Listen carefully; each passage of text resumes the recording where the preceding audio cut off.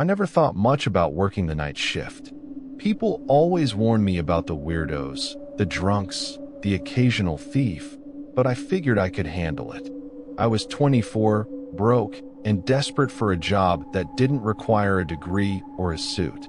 The gas station on the edge of town was hiring, and the hours fit my schedule. Midnight to 8 a.m., 5 nights a week. The pay was barely above minimum wage, but it was quiet, and I could listen to music or podcasts while I worked. I told myself it was temporary, just until I found something better. But after a few weeks, I started to settle in. The regulars were friendly enough, and the manager, Dave, was a laid-back guy who didn't care if I read a book behind the counter as long as I kept the place clean and the register balanced. The station itself was nothing special.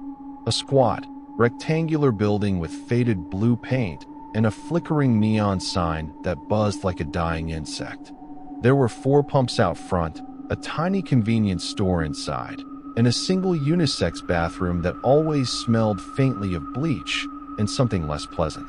The parking lot was cracked and uneven, with weeds poking through the asphalt. Beyond the lot, the highway stretched out in both directions, disappearing into the darkness. On one side, there was a patch of woods that looked black and impenetrable at night. On the other, a field that sometimes filled with fog so thick it looked like a lake. Most nights were uneventful. A few truckers would stop in for coffee and snacks, their faces tired and lined from hours on the road. Sometimes a local would come in for cigarettes or a 6-pack, nodding at me with that small-town politeness that never quite reached their eyes. After 2 a.m., the place usually went dead. I'd sweep the floor, restock the shelves, and stare out the window at the empty highway, wondering what I was doing with my life. The only thing that made the job feel even remotely modern was the security system. Dave had installed it a few months before I started, after someone tried to break in one night. There were 4 cameras, one over the register, one pointed at the pumps, one in the back room, and one outside by the dumpster. The feeds played on a small monitor behind the counter, cycling every few seconds. Dave showed me how to use the playback feature, just in case anything happened. "You never know," he said, grinning. "Sometimes the weirdest stuff happens at 3 a.m. I laughed it off at the time, but after what I saw, I wish I'd never touched those cameras. It started on a Thursday night in late October. The air was cold and sharp, and the wind rattled the windows like bony fingers. I was halfway through my shift, sipping lukewarm coffee and scrolling through my phone, when the bell above the door jingled. I looked up, expecting to see one of the regulars, but instead, a man I'd never seen before stepped inside. He was tall and thin, with a gaunt face and eyes that seemed too large for his head. His clothes were old and faded, a flannel shirt and jeans that looked like they'd been washed 100 times.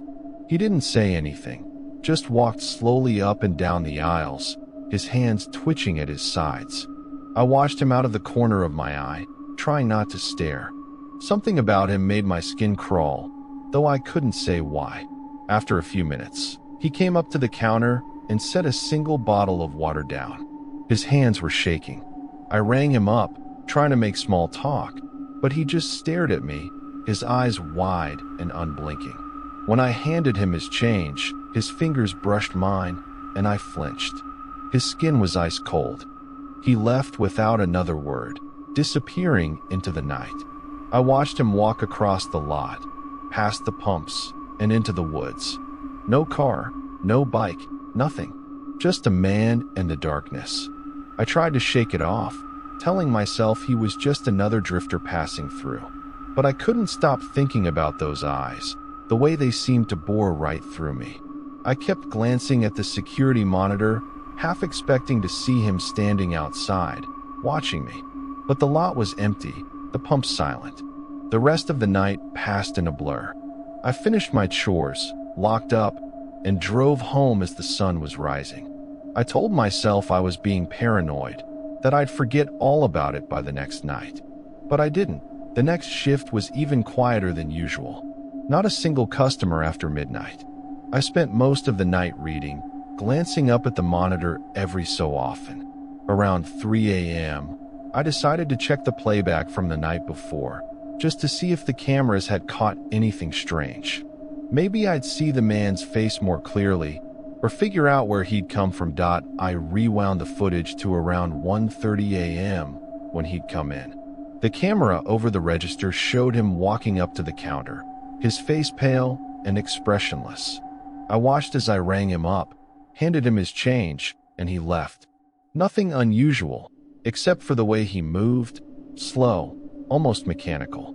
I switched to the outside camera, watching as he crossed the lot. But when he reached the edge of the woods, he didn't just walk in. He stopped, turned, and looked directly at the camera. For a moment, his face filled the screen, his eyes wide and empty. Then the feed glitched, the image warping and flickering. When it cleared, he was gone. I stared at the monitor, my heart pounding. I rewound the footage, played it again. Same thing. He looked at the camera, the feed glitched, and he vanished. No way he could have moved that fast.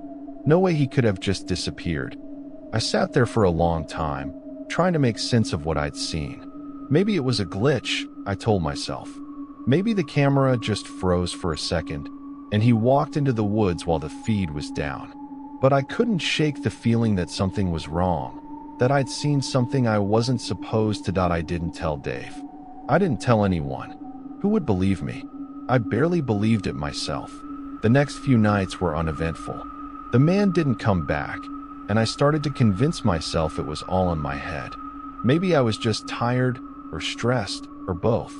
I tried to focus on my routine, keeping busy with cleaning and stocking shelves. But every time I glanced at the security monitor, I felt a cold knot in my stomach. Then, on Halloween night, everything changed. It was just after 2 a.m. The wind was howling outside, and the trees were swaying like dancers in a nightmare. I was restocking the cooler when the bell above the door rang.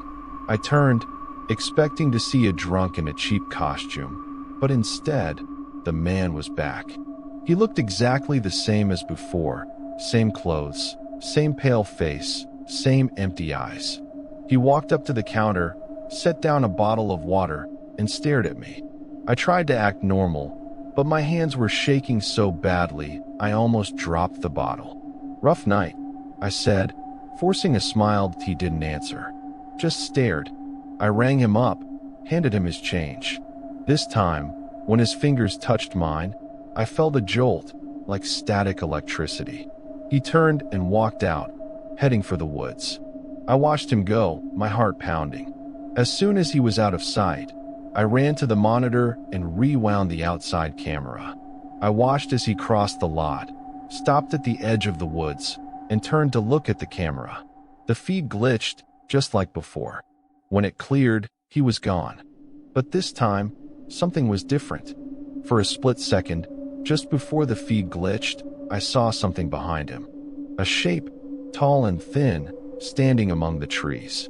Its eyes glowed in the darkness, and its mouth was open wide, as if it were screaming. I froze, my breath caught in my throat. I rewound the footage, played it again, frame by frame. The shape was there, just for an instant, then gone. I didn't sleep when I got home that morning. I lay in bed, staring at the ceiling, replaying the footage in my mind. I thought about calling the police, but what would I say? There's a ghost in the woods behind the gas station. They'd laugh me out of the building. I went back to work that night, but I couldn't focus. Every time the bell above the door rang, I jumped. Every time a car pulled into the lot, my heart raced. I kept checking the cameras, half expecting to see the man or the thing in the woods. But the night passed without incident. No strange customers, no glitches on the cameras. By the time my shift ended, I was starting to feel foolish. Maybe it was just a trick of the light or a glitch in the feed. Maybe I was just tired. But then, as I was locking up, I noticed something strange. There were footprints in the dirt outside the back door. Bare footprints, long and narrow, leading from the woods to the door and back again. I stared at them, my skin crawling. They hadn't been there when I started my shift. I took a picture with my phone, but when I looked at it later, the footprints were gone. Just a patch of dirt, smooth and undisturbed. I started to dread going to work. Every night felt like a test, like I was being watched. I stopped checking the cameras, stopped looking out the windows. I kept my head down, did my job, and tried to pretend everything was normal. But the feeling never went away. The sense that something was out there, just beyond the edge of the light, waiting. One night, about a week after Halloween, I was restocking the shelves when I heard a noise outside. Not the wind, not a car, something else. A low, guttural growl, like an animal in pain. I froze, listening. The sound came again, closer this time. I crept to the window and peered out. The lot was empty, the pump silent. But at the edge of the woods, I saw movement. A figure, hunched and shuffling, moving slowly toward the station. My heart hammered in my chest. I grabbed the phone, ready to call the police, but something stopped me. I watched as the figure drew closer, stepping into the light. It was the man, but he looked different this time. His clothes were torn, his face gaunt and hollow. His eyes were wide and wild, and his mouth hung open in a silent scream. He staggered across the lot, leaving a trail of dark stains behind him. Blood, I realized with a jolt. He was bleeding, his hands and arms covered in cuts. He reached the door and pounded on the glass, his eyes pleading. I hesitated, unsure what to do. Every instinct screamed at me to run, to hide, but something in his eyes made me pause.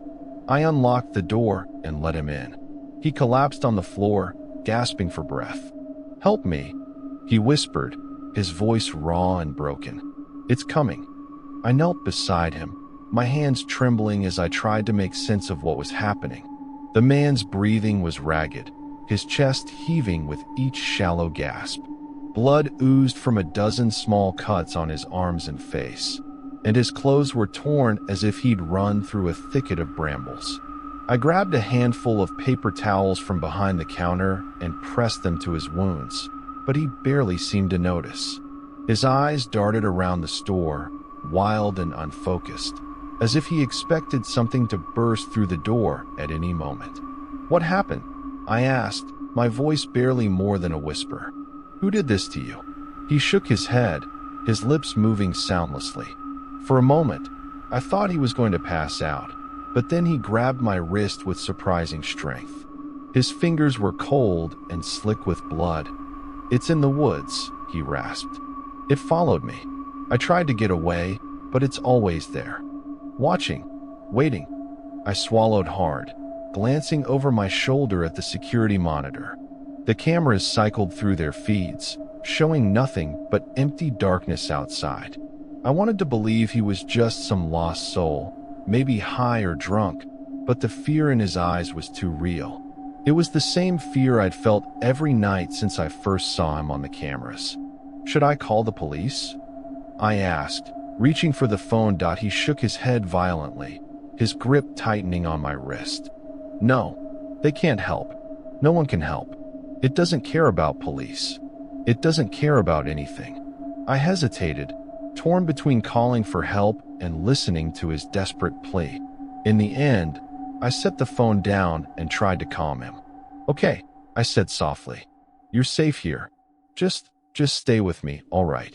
He nodded, his eyes never leaving the front door. I helped him to his feet and led him behind the counter, where he slumped onto a stool. I handed him a bottle of water, and he drank greedily, spilling half of it down his shirt. For a while, we sat in silence, the only sound the hum of the coolers and the distant howl of the wind. I kept glancing at the security monitor, half expecting to see something moving outside. But the lot remained empty, the pumps bathed in harsh fluorescent light. After a few minutes, the man seemed to calm down. His breathing slowed, and the wild look in his eyes faded a little. He looked at me, his expression haunted. "You shouldn't be here," he said quietly. "No one should." I tried to smile, though it felt forced. "It's just a job.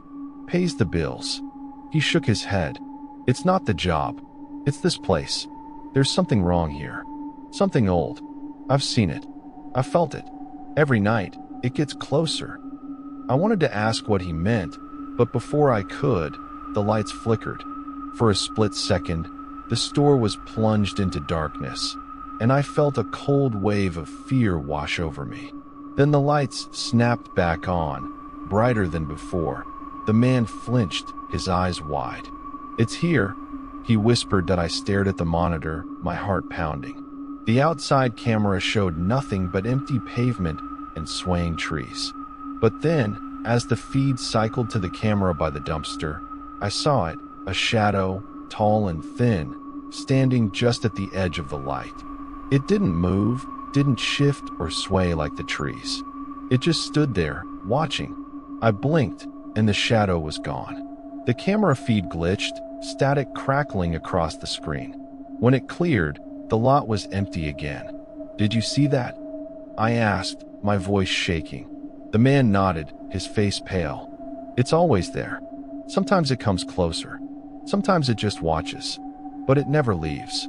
I tried to steady my breathing, telling myself it was just a trick of the light, a glitch in the camera. But deep down, I knew better. I'd seen too much, felt too much, to dismiss it so easily. We sat in silence for a long time, both of us staring at the monitor. The minutes dragged by, each one heavier than the last. I kept expecting the door to burst open, for the shadow to step inside. But nothing happened. Eventually, the man spoke again, his voice barely audible. "I used to work here, you know. Years ago. Before the cameras, before the new paint. It was different then, but not better. The thing in the woods, it's always been here. Waiting." I looked at him, surprised. "You worked here?" He nodded. "For a while. Night shift, just like you. I thought I could handle it. Thought I was tough. But then the dream started. The shadows. The feeling that I was being watched. I tried to ignore it, but it got worse. Every night, it got closer. Until one night, I saw it. Really saw it. And I ran. I never came back. Until tonight." I shivered, remembering the first time I'd seen him on the cameras, the way he'd vanished into the woods. "Why did you come back?" He looked at me, his eyes hollow. I thought I could face it. Thought maybe if I confronted it, it would leave me alone. But it doesn't work that way. It never does. I didn't know what to say. I wanted to comfort him, to tell him everything would be okay, but the words caught in my throat. I didn't believe them myself. The hours crawled by, each one slower than the last. The man dozed fitfully on the stool, jerking awake at every sound. I kept watch, my eyes glued to the monitor. The shadow didn't appear again, but I could feel its presence, lurking just beyond the edge of the light. As dawn approached, the man stirred. He looked at me, his expression weary. "I have to go," he said quietly. I wanted to stop him, to beg him to stay until the sun was fully up, but I knew it wouldn't matter. He was already halfway out the door, his steps slow and unsteady. "Wait," I called after him. "What's your name?" He paused, his hand on the door. For a moment, I thought he wouldn't answer. Then he turned, his eyes meeting mine. "Eli," he said. "My name is Eli." And then he was gone, swallowed by the morning light. I stood there for a long time, staring at the empty lot. The sun was rising, painting the sky in shades of pink and gold, but the fear lingered. I knew I'd see him again. I knew the thing in the woods wasn't finished with me. That I finished my shift in a daze, barely aware of the customers who trickled in as the town woke up. When Dave arrived to relieve me, I almost told him everything. The man, the shadow, the impossible footage on the cameras. But when I looked at his tired, friendly face, the words died in my throat. He wouldn't believe me. No one would. I drove home. The image of the shadow burned into my mind. I tried to sleep, but every time I closed my eyes, I saw it, tall and thin, standing at the edge of the light, waiting. That night, I almost didn't go back. I sat in my car for a long time, staring at the gas station, the neon sign flickering in the darkness. I thought about quitting, about driving away and never looking back. But something kept me there, a sense of duty, maybe, or just plain stubbornness. I clocked in, trying to act normal. The store was quiet, the air heavy with anticipation. I kept glancing at the monitor, half expecting to see Eli or the shadow. But the hours passed, slow and uneventful. Around 3 a.m., the bell above the door jingled. I looked up, my heart racing. It wasn't Eli. It was a woman, maybe in her 30s, with tired eyes and a nervous smile. She bought a pack of cigarettes and a coffee, making small talk about the weather. I tried to act normal, but I could feel her watching me, her eyes lingering a little too long. "Are you okay?" she asked as I handed her the change. I forced a smile. "Yeah, just tired. Long night." She nodded, but I could tell she didn't believe me. She left, and I watched her car disappear down the highway, wishing I could follow. The rest of the night was a blur. I cleaned, restocked, and tried to keep busy, but the fear never left me. Every shadow seemed to move. Every sound made me jump. When my shift finally ended, I drove home in silence. I didn't sleep. I just lay in bed, staring at the ceiling, waiting for the night to come again. The next night, I arrived at the station early, hoping that a little extra time would help me settle my nerves. The sun was just dipping below the horizon, painting the sky in bruised purples and reds. I sat in my car for a while, watching the last rays of light fade from the world, and tried to convince myself that everything would be fine. That the man, Eli, was just a troubled soul, and the shadow I'd seen was nothing more than a trick of the cameras, a product of exhaustion and fear.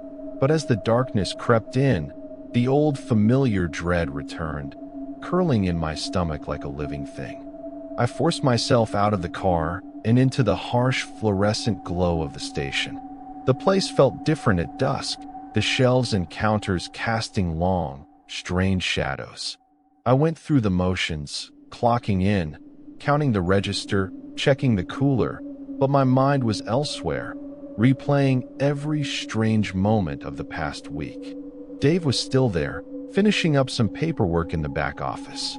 He poked his head out as I was restocking the gum display. "You good, man? You look like you haven't slept in days." I tried to laugh it off. "Just a rough week. You know how it is." He nodded, but his eyes lingered on me a moment longer than usual. "If you need a night off, just say the word. I can cover for you." I almost took him up on it. The words were right there, balanced on the tip of my tongue. But something stopped me. Maybe it was pride, or maybe it was the sense that if I left, I'd never come back. That whatever was out there would win. "I'll be fine," I said, forcing a smile. "Thanks, though." He shrugged and disappeared into the office. A few minutes later, he left, the bell above the door jingling in the empty store. I was alone again. The hours passed slowly. A couple of regulars came in for snacks and gas, their faces familiar and comforting. I made small talk, grateful for the distraction. But as midnight approached, the store emptied out, and the silence settled in like a heavy blanket. I busied myself with chores, wiping down the counters and sweeping the floor. Every so often, I glanced at the security monitor, watching the feeds cycle through their endless loop. Nothing but empty pavement and swaying trees. But just after 1 a.m., something changed. The outside camera glitched, the image warping and flickering for a split second. When it cleared, I saw a figure standing at the edge of the lot, just beyond the reach of the lights. My heart skipped a beat. I leaned closer, squinting at the screen. I tried to tell myself it was nothing, just a trick of the light or a glitch in the feed. But I couldn't shake the feeling that I was being watched. I went to the front window and peered out into the darkness. The lot was empty, the pump silent. But the woods beyond the lot seemed darker than usual, the trees pressed close together like a wall. I shivered and went back to the counter, trying to focus on my book. But the words blurred together, my mind drifting back to the shadow on the camera. Around 2 a.m., the bell above the door jingled. I jumped, my heart racing. A man stepped inside, his face hidden beneath the brim of a baseball cap. He moved slowly, his steps deliberate. He wandered the aisles for a few minutes, picking up a soda and a bag of chips. When he came to the counter, I tried to act normal, but my hands were shaking. "Quiet night?" he asked, his voice low and rough. I nodded. "Yeah, not much traffic this time of night." He paid in cash, his fingers brushing mine. His skin was cold, just like Eli's had been. He left without another word, disappearing into the night. I watched him cross the lot, but instead of heading for a car, he walked toward the woods. I stared after him, my breath caught in my throat. I checked the cameras, but the feeds were glitching again, static crackling across the screen. When the image cleared, the lot was empty. I sat there for a long time, staring at the monitor. I felt trapped, like a bug under a glass. Every instinct screamed at me to run, to get out while I still could. But I stayed, rooted to the spot by a mixture of fear and curiosity. The rest of the night passed in a blur. I kept checking the cameras, searching for any sign of movement. But the lot remained empty, the pump silent. When the sun finally rose, I felt a wave of relief wash over me. I locked up and drove home. The image of the shadow burned into my mind. I tried to sleep, but my dreams were filled with darkness and whispers. I saw the gas station, empty and silent, the lights flickering overhead. I saw Eli, his face pale and haunted, standing at the edge of the woods. And I saw the shadow, tall and thin, its eyes glowing in the darkness. I woke up drenched in sweat, my heart pounding. I lay in bed, staring at the ceiling, trying to convince myself it was just a dream, but deep down, I knew it wasn't. I spent the next day in a fog, drifting through the hours like a ghost. Every sound made me jump. Every shadow seemed to stretch and twist in the corners of my vision. I barely ate, barely spoke. My phone buzzed with texts from friends, but I ignored them. What could I say? That I was being haunted by something I couldn't explain, something that lived in the static between camera frames and the darkness beyond the gas station lights. By the time my shift rolled around again, I was running on fumes. I almost called Dave to quit, to tell him I was done, but I couldn't bring myself to do it. Some stubborn part of me needed to see this through, to find out what was really happening. Maybe I was losing my mind. Maybe I'd wake up and realize it was all a nightmare. But until then, I had to know. The fog was even thicker that night, swallowing the world in a gray, muffled silence. The station looked like an island, floating in a sea of mist. The neon sign flickered overhead, casting weird, shifting shadows across the lot. I parked as close to the door as I could and hurried inside, locking the door behind me. The store was empty, the shelves neat and orderly. I went through my routine on autopilot, checking the register, restocking the cooler, sweeping the floor. But my eyes kept drifting to the security monitor, watching the feeds cycle through their endless loop. For the first few hours, nothing happened. A couple of cars pulled in for gas, their headlights cutting through the fog like searchlights. The drivers barely glanced at me as they paid, their faces pale and drawn in the harsh fluorescent light. I wondered if they saw it too, the way the darkness pressed in, the way the air felt heavy and wrong. Around 2 a.m., the cameras glitched again. This time, the feed from the back room froze, the image warping and flickering. When it cleared, I saw something that made my skin crawl. The door to the back room was open, swinging slowly on its hinges. I knew I'd closed it earlier, I always did, out of habit. But now it was open, and something was moving inside. A shadow, tall and thin, gliding across the floor like smoke. I stared at the screen, my heart pounding. The shadow moved to the edge of the frame, then vanished. The door swung shut, and the feed glitched again. I forced myself to breathe, to stay calm. It was just a glitch, I told myself. Just a trick of the light. But I knew better. I'd seen that shape before, in the woods, on the cameras. It was the same thing, the same impossible presence that I got up and walked to the back room, my footsteps echoing in the empty store. The door was closed, just like on the camera. I hesitated, my hand on the knob, then pushed it open. The room was empty. The shelves were neat, the floor clean. But the air was cold, colder than the rest of the store. I shivered and closed the door, locking it behind me. When I got back to the counter, the cameras were glitching again. This time, the outside feed showed a figure standing by the pumps. It was Eli. He looked worse than before, his clothes torn, his face gaunt and hollow. He stood perfectly still, staring at the store. I watched as he raised one hand and pressed it to the glass of the front door, leaving a bloody smear. I ran to the door and flung it open, but the lot was empty. No sign of Eli, no bloody handprint.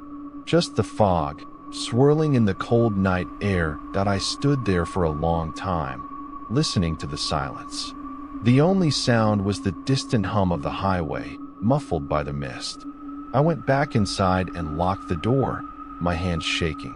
I checked the cameras again, but the feeds were clear. No sign of Eli, no sign of the shadow. The rest of the night passed in a blur. I kept checking the cameras, searching for any sign of movement.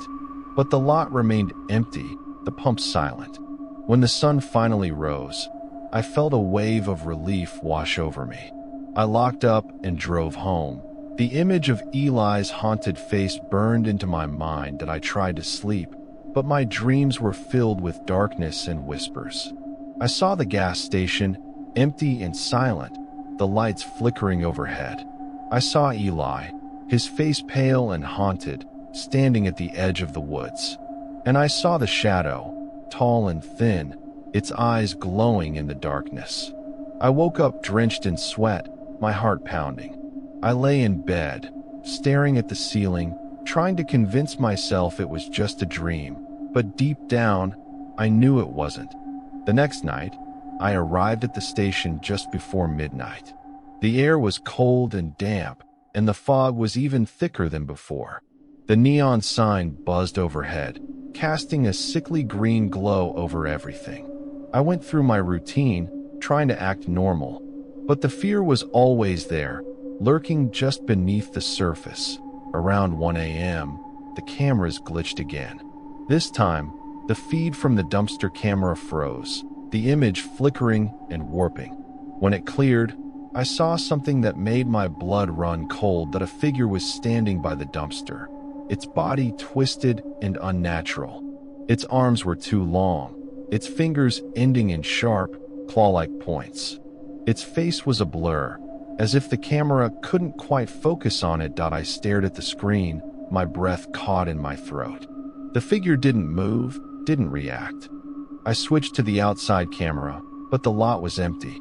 I cycled through the feeds, searching for any sign of movement, but the figure was gone. I sat there, paralyzed by fear. I wanted to run, to hide, to do anything but sit there and wait for whatever was out there to find me. But I stayed, rooted to the spot by a mixture of terror and fascination. The rest of the night passed in a haze. I kept checking the cameras, searching for any sign of the figure. But the lot remained empty, the pump silent. When the sun finally rose, I felt a wave of relief wash over me. I locked up and drove home. The image of the twisted figure burned into my mind that I tried to sleep, but my dreams were filled with darkness and whispers. I saw the gas station, empty and silent, the lights flickering overhead. I saw Eli, his face pale and haunted, standing at the edge of the woods. And I saw the shadow, tall and thin, its eyes glowing in the darkness. That I woke up drenched in sweat, my heart pounding. I lay in bed, staring at the ceiling, trying to convince myself it was just a dream. But deep down, I knew it wasn't. I started to lose track of the days. Each shift bled into the next, a blur of flickering lights, empty aisles, and the constant, gnawing sense that I was being watched. I barely spoke to anyone outside of work. My friends' texts went unanswered, my family's calls ignored. I was afraid that if I tried to explain what was happening, I'd sound insane, or worse, that saying it out loud would make it all real. The gas station became my whole world, a little island of harsh light in a sea of darkness. I learned every creak of the floor, every hum of the coolers, every flicker of the neon sign. I started to notice things I'd never paid attention to before.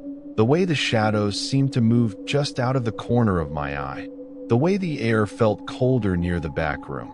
The way the cameras glitched at the same times every night. I kept a notebook behind the counter, jotting down every strange occurrence. At first, it was just a way to keep myself sane, to convince myself that I wasn't imagining things. But as the days went by, the entries grew longer, more frantic. I wrote about the shadowy figure by the dumpster, the twisted thing in the back room, the bloody handprint that vanished as soon as I looked away.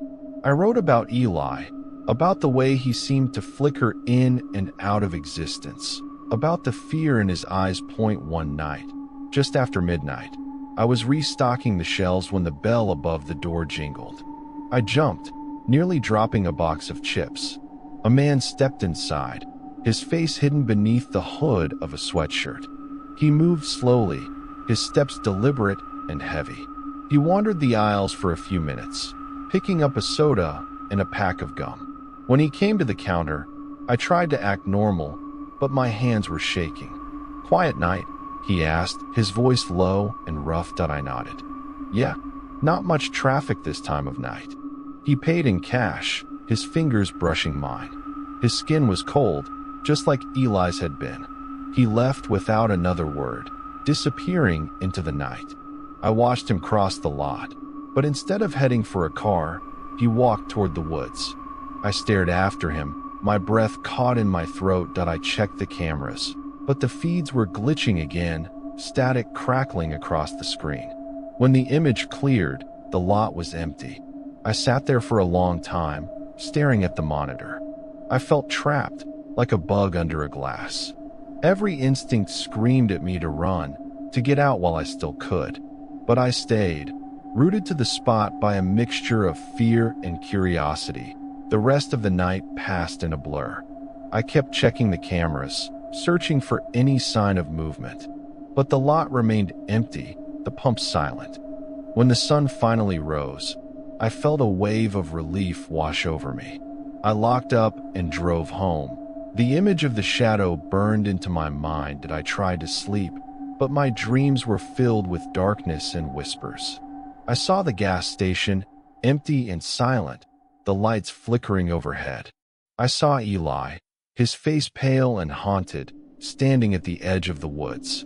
And I saw the shadow, tall and thin, its eyes glowing in the darkness.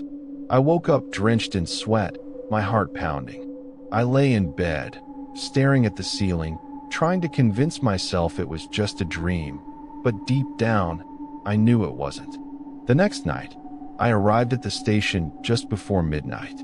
The air was cold and damp, and the fog was even thicker than before.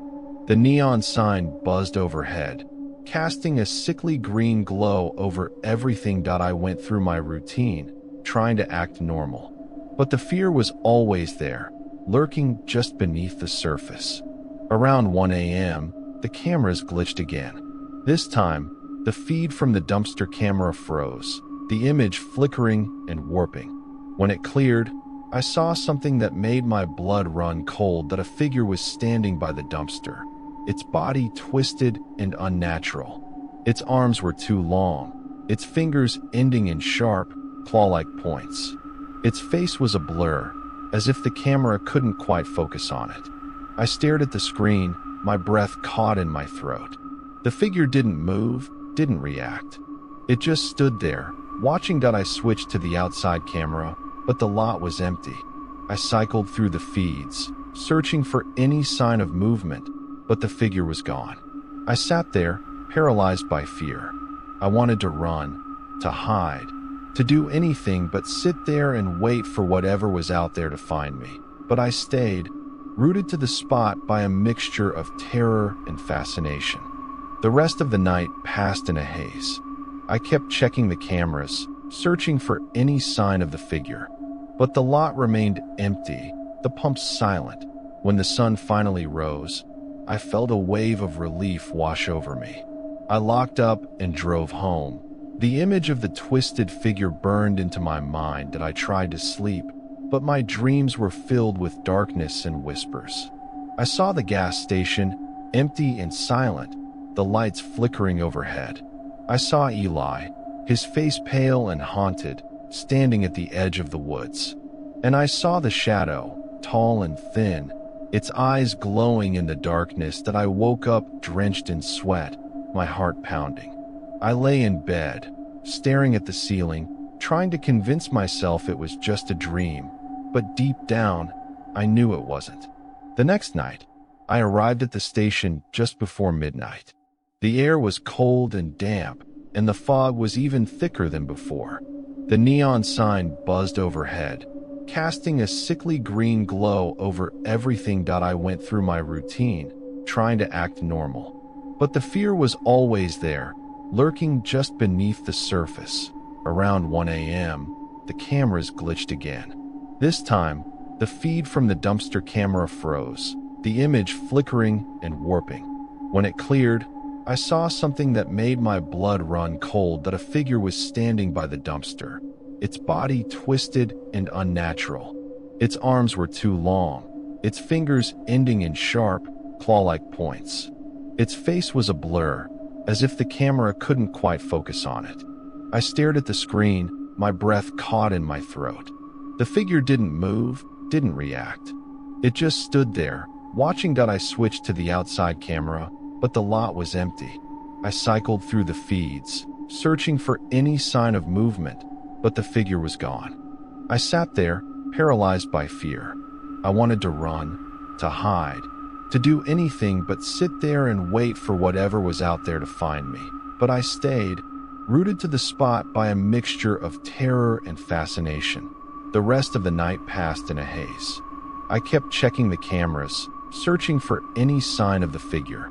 But the lot remained empty, the pumps silent.